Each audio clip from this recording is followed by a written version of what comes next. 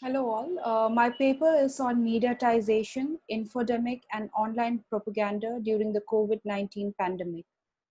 The power of the internet to build composite application in a service-oriented fashion has given rise to disinformation and circulation of fake news, which is a complex phenomena in the digital ecosystem and landscape requiring analysis from different angles. The current COVID-19 pandemic has witnessed large-scale spread of misinformation, rumors, hoaxes, manipulation, and mismanagement of information and communication content and processes. The advantage that new media provides with its democratic platformatization of content and all its utopian ethos has added further challenges. It is in this context that this study first aims to discuss the role of different new media platforms as communication and representative information tools during the current pandemic. Secondly, the study analyzes the mediatization of some misinformation cases and discourses of online propaganda during the pandemic.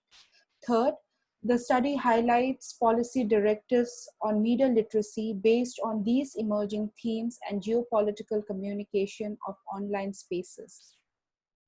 The study uses discourse analysis and grounded theory approach as a methodology.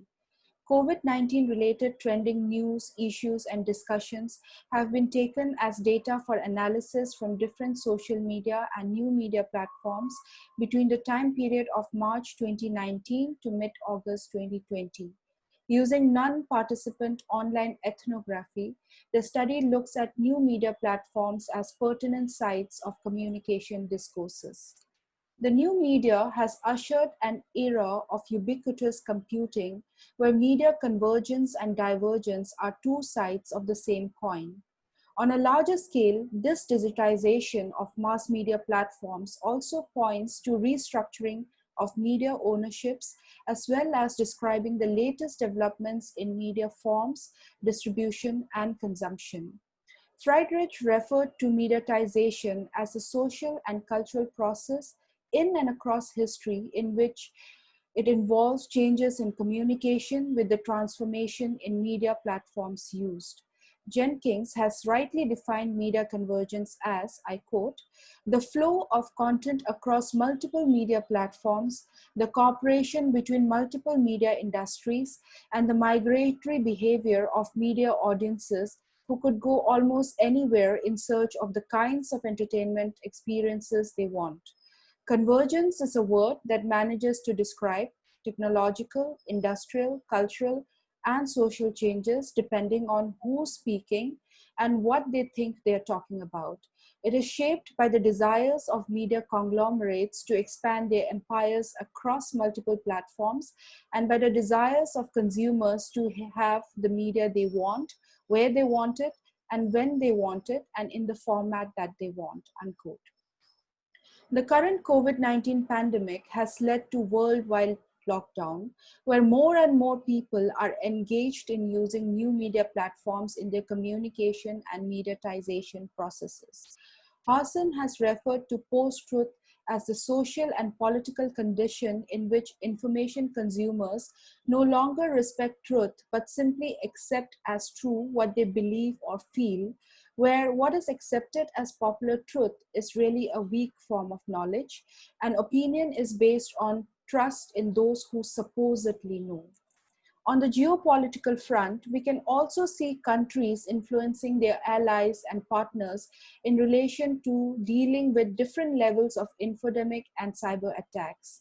The digital ecosystem therefore includes elements of integration and divergence in the public sphere. The move now for targeting audience is from demographics to psychographics. Unethical usage of digital platforms and psychographics based on personality profiles and emotional triggers through data metrics could quickly turn dystopian in today's second media age. In February this year, the World Health Organization Director General had rightly stated, we are not just fighting an epidemic, we are fighting an infodemic. Fake accounts, bot followers, fans, likes, reposts, comments, videos with actors engaged in different social media platforms Also, targeting traditional media and other forms of communication has been observed in this process of mediatization. Usage of political and social bot is also another important tool in spreading infodemic to influence and manipulate public opinion. The current scenario points at the actors, that is, media and influencers, having tremendous influence in the mediatization process. These actors and media platforms can become major sources of disinformation without proper regulation. The public sphere in the post-human era is often associated with performance's value of allyship. This discursive space, which was earlier defined as one in which individuals could gather to openly discuss social issue, is translated at various levels with the digital activism which occurs in the current mediatization process. The us versus them propaganda also works well in certain cases in creating the infodemic. It is in such socio-cultural milieu and constructs that opinions formed by misinformed receivers who have easy access to fake digital messages lead to information disorder. Effective usage of visuals in online media platforms is similar to the Kuleshov effect as demonstrated by Soviet filmmaker Kuleshov between 1910s to 1920s, in which deriving a mental connection between two consecutive visuals gives a third meaning in interpretation. Over time, these metaphors and narratives form the imageries in the minds of the misinformed recipients of these messages disseminated in the digital ecosystem. Representations and interpretations therefore take place in the digital level and also at the socio-cultural level. The current infodemic has seen the pandemic narrative being interwoven with propaganda of religion, politics, economics, and sciences. COVID-19 geopolitics has seen countries, allies in the information highway airbrushing the coronavirus narrative. There are allegations that Russia has led China and Turkey into bullying European Union. Chinese troll brigade have also been accused of operating as Taiwanese online users to misrepresent Taiwan. The geopolitics in cyberspace has also led to recently European Union court striking out transatlantic agreement that allows companies to move data between European Union and US, leading to uncertainty for business that rely on seamless movement of digital information globally. International Union of Virtual Media, that is based in Iran, has been accused of using Facebook and Twitter to spread disinformation about COVID-19. An example being Iran accusing America of creating COVID-19 as a biological weapon. Similarly, Vietnamese hackers were accused of cyber attacks on Chinese government. Italy, the only G7 country to join the Chinese Belt and Road Initiative, has now become the latest battleground for economic and geopolitical supremacy. On the information highway of showing allyship, China, along with three South Asian countries, namely Nepal, Afghanistan, and Pakistan, conducted a webinar to fight COVID-19 unanimously. Meanwhile, India has had geopolitical border tensions during the pandemic with China, Pakistan, and Nepal. Moreover, India has invested in the international North-South transport corridor connecting India, Iran, and Russia. These developments have sparked different debates by social media users based on countries which are pro-China and countries which are pro-America in Southeast Asia and beyond. Developments in information highway during the pandemic have inevitably made the South Asia a geostrategic site of contest for leadership. Countries like Russia, China, and Iran, including North Korea, have been directly, indirectly accused of cyber attacks against United States and Britain. The post-truth propaganda also makes use of the Teflon image versus Velcro image dichotomy in strategizing communication processes. The current scenario also points to the element of manufacturing ignorance in certain cases, which helps in pushing the narrative forward.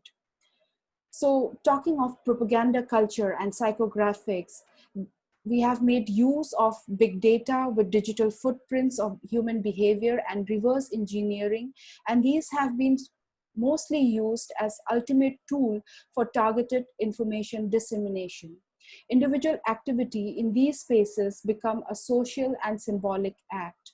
True to the post-truth phenomena, filter bubbles based on an individual's personalized online experience have been further used as the emotional allure to reinforce and confirm one's own belief and viewpoints. The COVID-19 infodemic has also led to exploitation of vulnerabilities, fears, anxieties, and of racism and politicization of the virus through convergence and of unrelated factors. Certain groups have capitalized on the COVID-19 infodemic to add to other agendas. For example, Great Replacement Theory, the New World Order, Agenda 21, or George Soros conspiracy theory, etc., etc. So in conclusion, it would call for the consideration of three C's in ethical ambiguity in relation to creator, content, and consequences in the spread of information. Definitely, a one-size-fits-all approach will not be applicable in policy directives. However, policy initiatives on critical communication processes and mediatization need to further strengthen and need to be contextualized at the level of media platforms, international collaboration and government initiatives, users' awareness on media, multiliteracies, and ethics. As Friedman et al. Have mentioned, the need to know the media, to be the media, and to change the media as critical initiatives if we are to build effective coalition to transform media institution and processes. This calls for further researches in the line of social dynamics in the digital ecosystem to combat disinformation through media and information literacy. Thank you.